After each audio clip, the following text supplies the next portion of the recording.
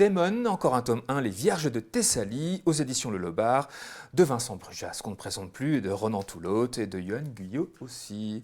Une fresque mythologique originale entre malédiction et rédemption, mais c'est un peu plus que ça. Ouais. Je suis sûr que tu allais me dire ça. Bah, exactement.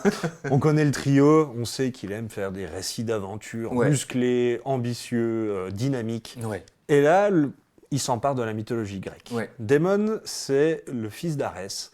Il fait à peu près 2,30 m, une montagne de muscles. Il a hérité de son père un caractère pas très facile, on va dire ça comme ça.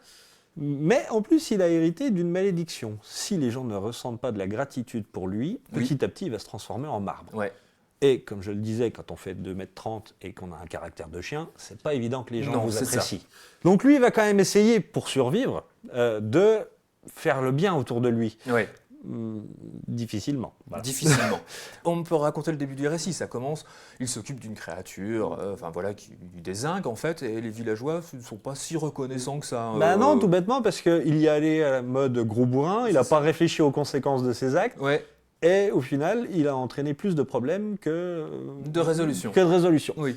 Et donc la malédiction progresse. Alors, aidé d'un barde qui va essayer et qui amène un petit peu de comique aussi, parce que ça reste une figure un peu tragique. C'est ça qui est balèze dans les récits de Touloate et Brujas, c'est qu'ils arrivent toujours à faire du fun. Oui. C'est franchement de la grosse BD de divertissement. C'est clair. Mais c'est beaucoup moins bête qu'il n'y paraît. Ouais. Et c'est ça qui est intéressant, c'est qu'il y a une relecture, une dimension un peu psychologique qu'on n'a pas si souvent, en tout cas dans la BD d'aventure classique.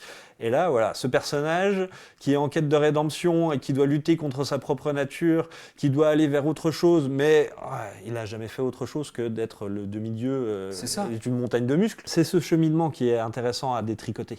Et c'est aussi une relecture de le mythe de la masculinité, du héros et tout ça. Donc, c'est très contemporain comme réflexion. Et puis, ces petites touches d'humour aussi avec le chien, là, son fidèle chien, Diomède, qui le suit partout, qui est très drôle aussi. Enfin, voilà, il a un petit chien, je trouve ça un peu marrant. Je dirais plutôt un gros chien. Oui, mais par rapport à lui. Par rapport à lui, il est petit. C'est ça. Et puis alors, le dessin de Toulotte. Voilà, comme d'habitude. Un graphisme avec des effets de style.